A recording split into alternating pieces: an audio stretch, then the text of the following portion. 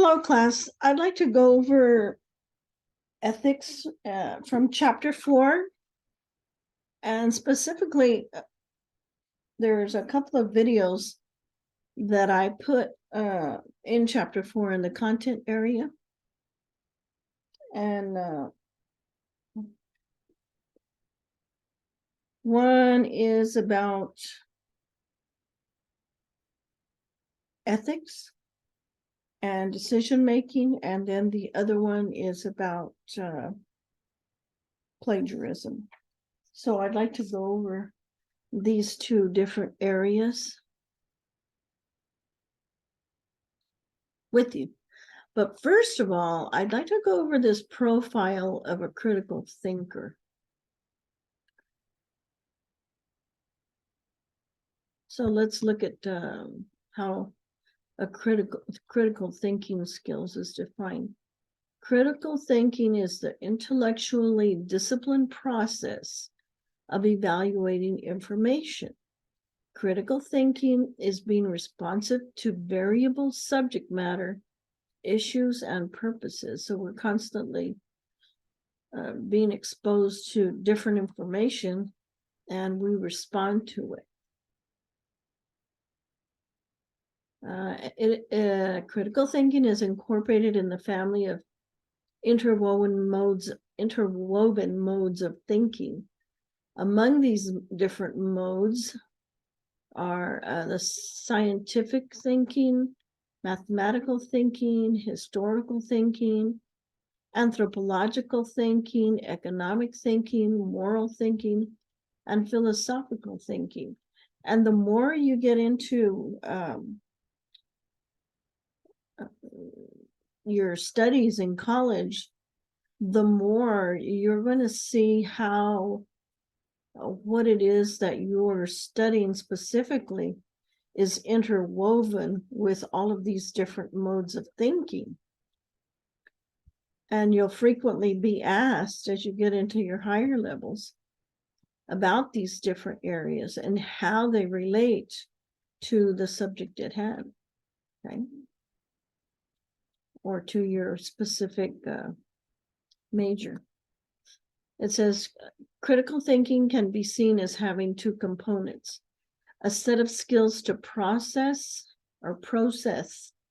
and generate information and beliefs, and the habit based on intellectual commitment of using those skills to guide behavior.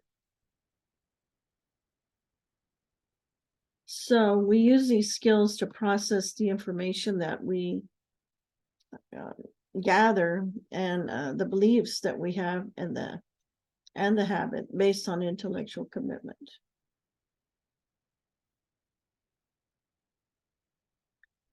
Now let's look at the profile of a critical thinker. A critical thinker asks specific and pertinent questions and states problems with specificity. So you have to know what it is that you're trying to solve or seek information for. And so you have to ask significant and pertinent questions and state what the problems are that you are specifically trying to research. Arrives at solutions through a hypothesis. There you go. Inquiry, analysis, and interpretation. So you go through these steps of creating that hypothesis. In your case, a thesis statement for a speech, or a central idea for your topic. And you have to have this written out clearly so that you'll know what it is in your mind. You'll know what it is that you're searching for and what it is that you're talking about. And so that your audience will understand as well. Accesses statements, insights, and arguments according to the knowledge of skills provided by formal and informal logic. So we have formal logic and we have informal logic. You use deductive and inductive reasoning. Formulates propositions or judgment in terms of clearly defined sets of criteria, strives to acquire knowledge of the various disciplines, knowing that such knowledge is necessary though not a sufficient condition of critical thinking. Understands the different modes of thought appropriate to the various disciplines. That's what I was talking about earlier. Can apply these modes of thinking or of thought appropriate to the various disciplines, and can apply these modes of thought to other disciplines and life. Is aware of the context or setting in which judgments are made and of the practical consequences and values involved.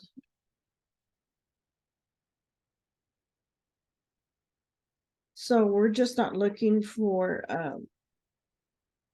we're looking for the right answer that we want to find when we're making decisions.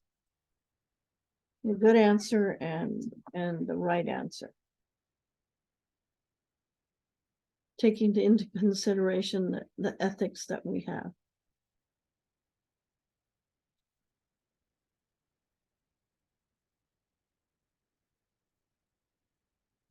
Constructs and interprets reality with a holistic and dialectical perspective. Sees the interconnectedness within a system and between systems. Tolerates ambiguity, it can assume a committed position. So yeah, you know, if you don't get different points of view, then how are you going to know which is the best answer or the best decision? Is aware of the limitations of knowledge and exhibits epistemological humility. So there's always limits on the amount of knowledge, and that leaves more room for more research to be done and the solutions for other problems that may arise. So that's what that means right there. Okay, and this is from Teaching Critical Thinking in the Arts and Humanities, edited by Lucy Cromwell. So I wanted to go over this first so that you would know exactly what critical thinking is. And you need to use it in order to be able to research what it is that your topics are going to be about. So if you look in the module under course content in the course, you're going to see 2 videos there. And as I mentioned before, one is about ethics, and the other one is about the different types of plagiarism.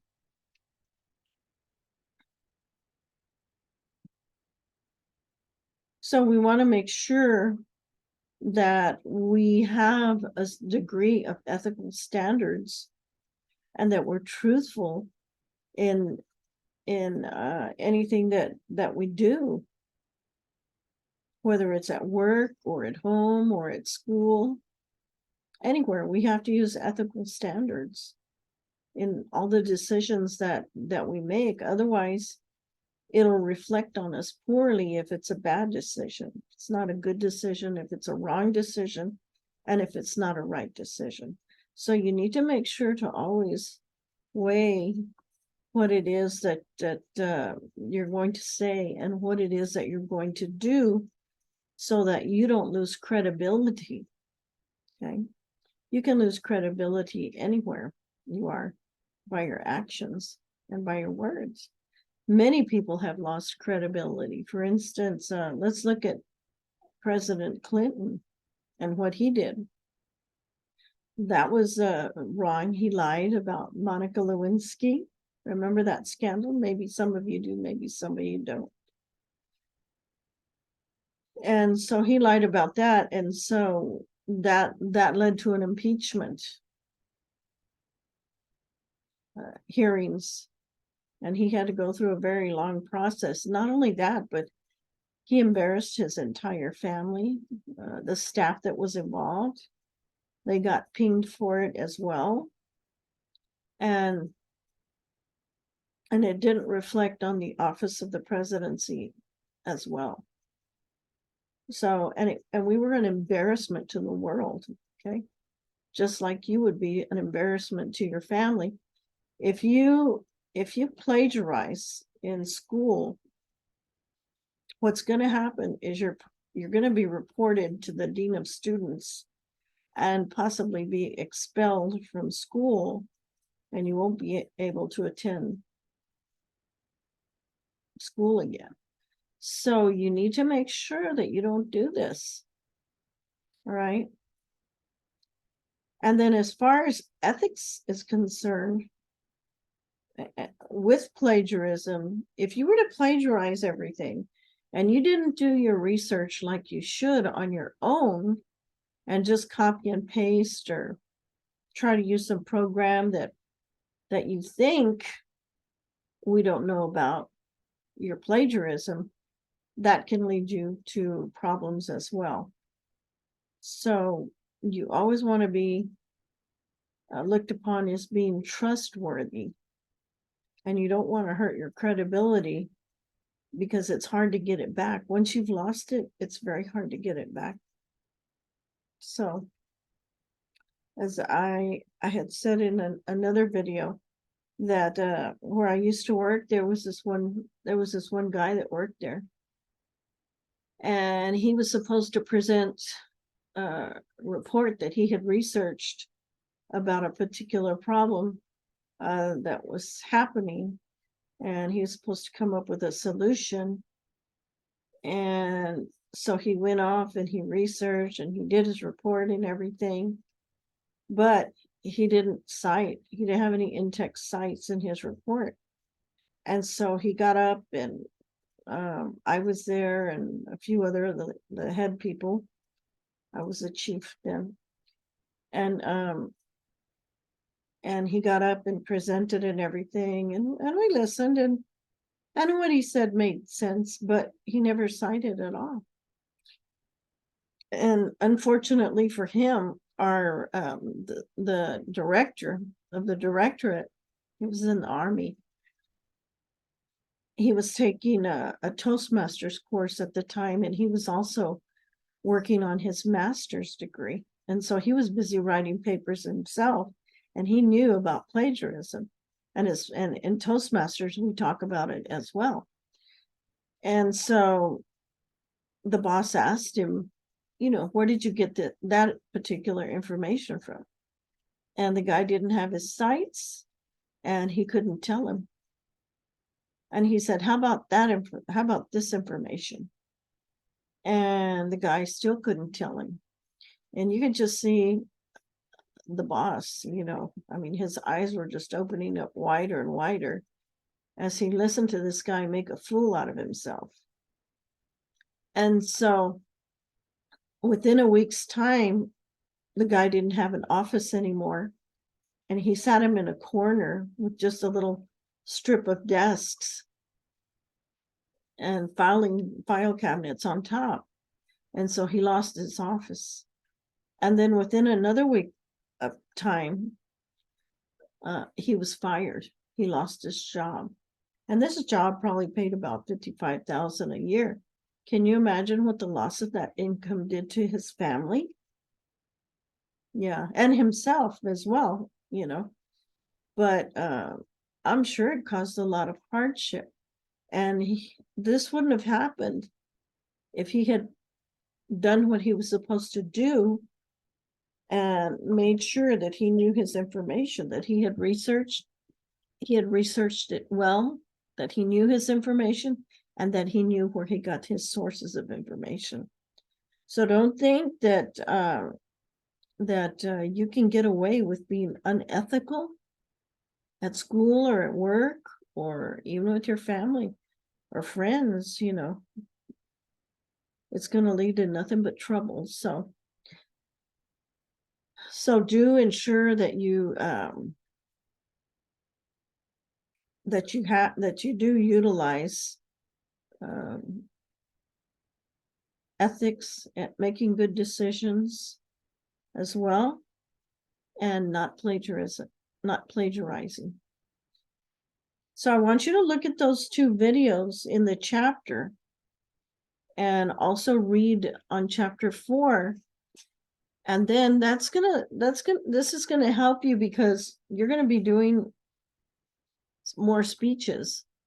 And I want to make sure that you understand this before you go into some of the speeches that require more research, like the informative speech that you're going to do first, and then you're going to do a persuasive speech as well. And then another speech that you're going to do, another informative speech, and then you're going to do a teamwork speech. And so these are all going to require research. So I want to make sure that you understand. And you can always Google it. You can do everything in APA style to make sure you have your in-text cites APA style for a reference page or a bibliography. The only difference is in a bibliography, you put everything in alphabetical order. In a reference page, you don't. So make sure that you do this and you have your bibliography and it's in the right format and you have your in-text cites also in your speech. And in the speech, when you're speaking, you want to make sure that you interweave your cites but into your paraphrases or into your direct quotes. And so in a speech, you want to say something like, for example, Dr. Smith said that blah, blah, blah, okay? Or as stated by Forbes magazine in the article, yada, yada, yada, it states that. So you introduce your quotes like that and you introduce your paraphrases like that. And then that way you write them down like that in your outline. I don't want to see any scripts. Outlines are required in this course, no scripts. Outlines only. Don't turn in a script. I won't grade your speech. You have to have outlines. Follow the outlines, examples that are there for each speech. They're attached to all the assignments, okay? Make sure you go into the course content under the chapter where the speeches are listed and follow the instructions and look at any attachments, read any attachments. Okay, so I think you'll be good to go if you follow my advice and use your critical thinking skills and watch your ethics and also watch the plagiarism. There's a lot of plagiarism going on. It's so easy to do it with the use of computers. And what's happening is when you do that, you don't necessarily learn the information. You don't put any thought into it, your own thoughts into it, and you're not going to learn anything. So you're not doing yourself justice. And in the end, when you go and you get that job, you're not going to know what you're doing. So do your research and do it well. Read your book and learn. Okay, that's it for now. So let me know if you have any questions and I'm more than happy to help you out. Thank you. Bye-bye.